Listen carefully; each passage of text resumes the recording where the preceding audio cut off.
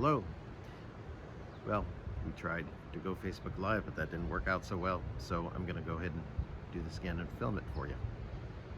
So I'm here to talk about hunting at the Elkhorn Slough and the history of hunting, a little bit about hunting in general. My name's Dave Feliz. I'm the manager of the Elkhorn Slough Reserve. So I work for the California Department of Fish and Wildlife, and I've done so for 36 years, excuse me. And during that time, I had the good fortune to work on public lands at 4 different facilities, including 2 that were in their infancy. So I got to set up public use programs, including hunting programs.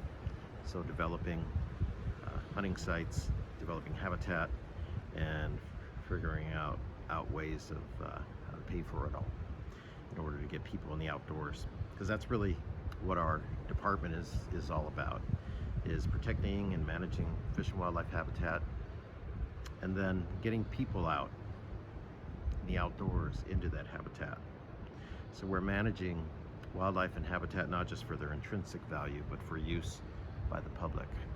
And it seems appropriate to say that the access that we provide is for everybody. We don't exclude anybody in our community. And we want to have an inclusive space where those who are marginalized elsewhere can find freedom from that. And as our director, Chuck Bonham, told us in an email last week, there's just no place for racism in the outdoors. So I just want to make it clear that here at the Elkhorn Slough Reserve and on all of our public lands, that we stand in solidarity to provide access for everybody. We have programs that encourage people to get in the outdoors, to teach them how to get in the outdoors. We have youth hunts, we provide hunter safety training. We have a program called Becoming an Outdoors Woman, which you can learn how to fly fish or shoot a shotgun, or birding. And so we want people to get in the outdoors. And in fact, there's a program called R3 across the country. R3 stands for Recruitment, Retention, Reactivation. So this is an effort to get more people in the outdoors in what we used to call consumptive users. So hunting, fishing. And one reason we do that is because the money they pay for hunting licenses, fishing licenses, when they buy their equipment, there is a tax on that equipment, and that pays for conservation in the United States, basically. And about 90% of conservation in the United States is funded by hunters. And that's the way it's been for nearly 100 years now. Literally billions of dollars have come from hunters, and they continue to provide that funding every year. It's extraordinary, and it's also a bipartisan issue. So in this era of great divisiveness, this is something everybody agrees upon, and they agree to tax themselves and support that in order to fund conservation. So if you really want to help wildlife and wetlands in this country, buy a duck stamp, buy a California duck stamp, buy a federal duck stamp, and your money will go directly towards habitat and wildlife. So, like I said, I've been running hunting programs prior to coming here for about 22 years, and definitely saw the benefits of that. Hunting's been going on here for literally thousands of years with the indigenous people that lived here in small villages in pretty incredible densities. The habitat that occurred here included these estuarine habitats on the coast that sort of transitioned into freshwater wetlands, and this chain of wetlands that went all the way to Salinas, which then continued up the Salinas River with riparian habitat, the upland hills there, just a great diversity of habitat, great diversity of wildlife in this area. Historically, there were huge herds of tule elk, and here thousands and thousands of waterfowl. So people lived here for years, foraging on the native plants and animals. So hunting's been going on here for a long time.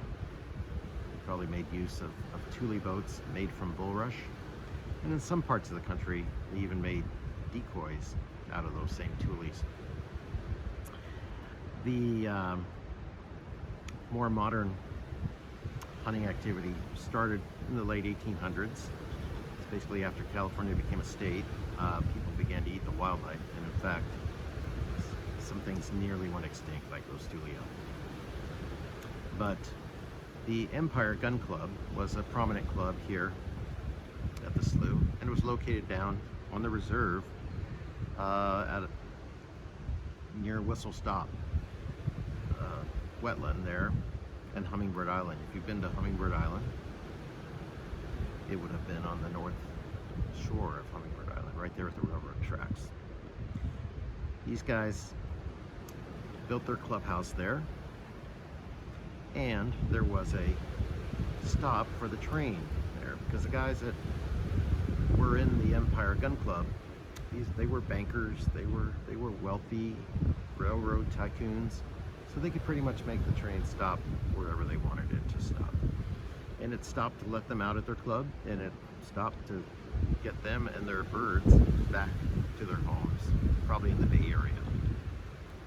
This train was called the Del Monte Express, and they maintained that flag stop at Elkhorn for many years. And in fact, even now, when the train comes by, they have a required amount of whistling that they need to do as they pass that area.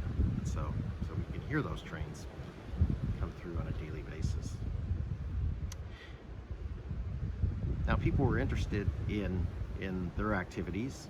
They were interested in the Bay Area, and local newspapers would have outdoor columns where they would follow the exploits of these guys and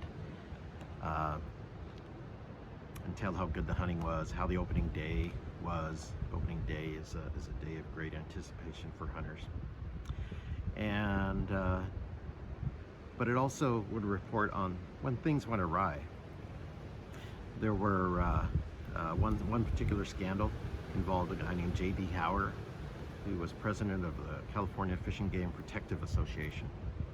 And Mr. Hauer came in on the train, and then he went back to town on the train with limits of quail and waterfowl.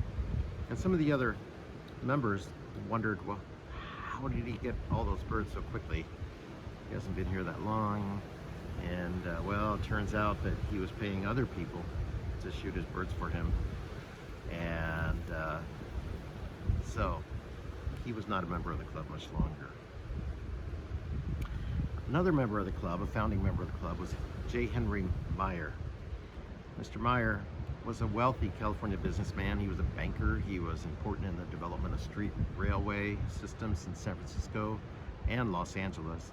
He was a founding member of the club, and he decided to build his own lodge for him and his wife, and for him and his business partner. His business partner was a guy named Frank Buck, who was married to his daughter Alice. And in 1905, they built a beautiful lodge here on the reserve. They purchased 480 acres, and then one day he was in town. He went to a farm show, and he saw some beautiful cattle that he became very interested in, called Ayrshires. And so he purchased a few, put them on the property, and started the Elkhorn Dairy. Now, Mr. Meyer was a strong supporter of Stanford University, and the dairy became the sole supplier of milk for Stanford University. His descendants continued this philanthropy, and in fact there was a library on the Stanford campus until recently that was named after Henry Meyer. When he passed away and his family took over the dairy, took over the property, they maintained it and owned it until the 70s or so, at which time they donated it to Stanford University. And that's who the state bought it from to establish the reserve, starting in the early 1980s. So I'm going to show you a few photographs. Let's see if we can pull this off.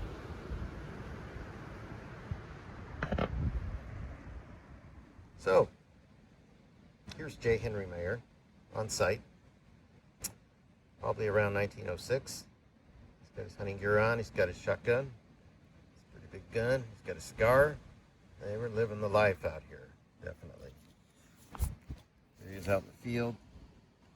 And those hills look kind of familiar here. That's just north of the lodge. So this would be looking kind of northeast from Whistle Stop area. You can see those eucalyptus have already been planted there that we had to remove in the 1990s. This is his daughter, Alice, and his business partner, Frank Buck, at their Menlo Park home. I've seen this photograph several times. I'd love to see it in color. So I'm just wondering how colorful they are. And there's Mr. Meyer out in these little these shallow draft boats that they would use for hunting out in the area. And there's Alice, and she's got some birds that they've harvested. And there again, Mr. Buck in his Menlo Park home. And there's Mr. Meyer with his Yorkshire or Ayrshire cows that he used to start the Elkhorn dairy. And this was the entrance to the dairy. It was over on Elkhorn Road. The sign hung up at the barn up until recently when it fell, and we discovered that it was mostly rust. So, and finally, a photograph of J. Henry Meyer and his wife, Eugenia Meyer, at the back door of the lodge. And here's the lodge. So let's take a little look around this incredible place. Built in 1906. Been maintained by whoever happened to be living here, which includes putting a brand new foundation, putting a new roof, beautiful double doors. Now this used to be the front door of the lodge, and there's some steps over here.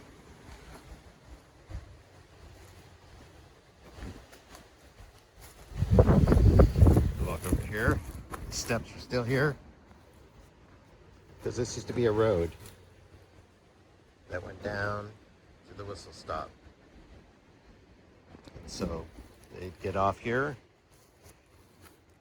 The road continues over here, and there was a service entrance on the side. That's where all the goods and supplies would go. That's where their cook would probably go. And so this was the front of the lodge. Take a look inside.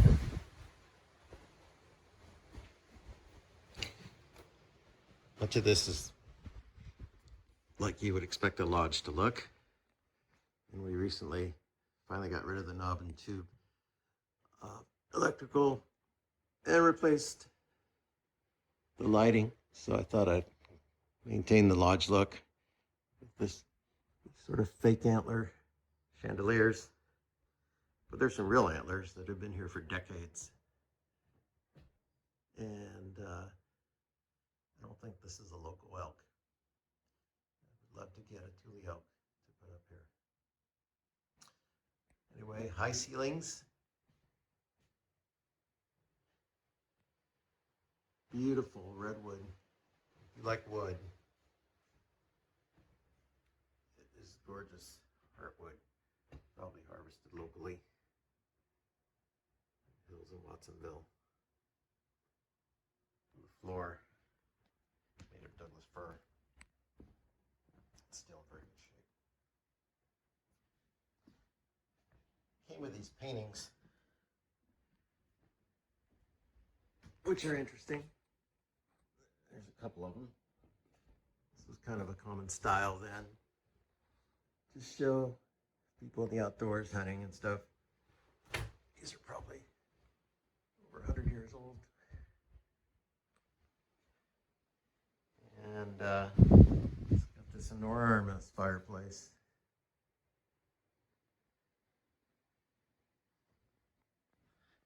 That extends to this other room. I never use this fireplace. There's a lot of brickwork here.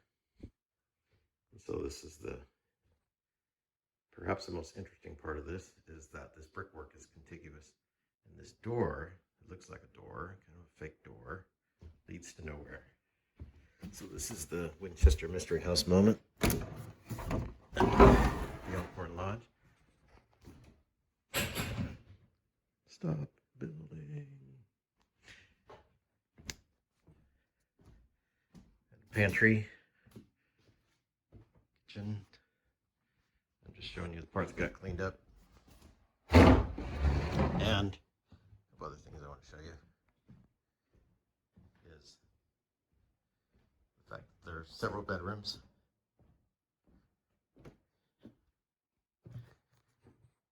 For their guests. And again, redwood throughout. And each room has a little sink so they can get washed up in preparation for dinner.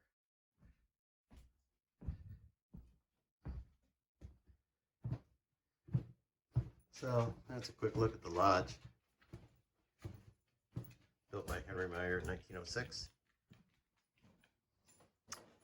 It's really quite the place. Whoever lives here sort of automatically becomes the caretaker. And we've never declared this a historic landmark because then we probably couldn't work on it. We have no budget for that. So that's the Elkhorn Lodge. Go out in the courtyard. This is kind of a faux stained glass piece. Here's the courtyard.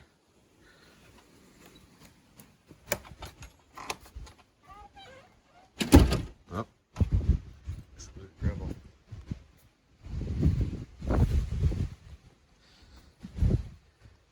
It's pretty interesting.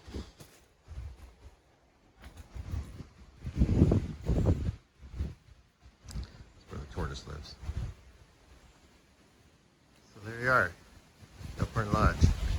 Here's Henry Meyer in 1906, the same spot.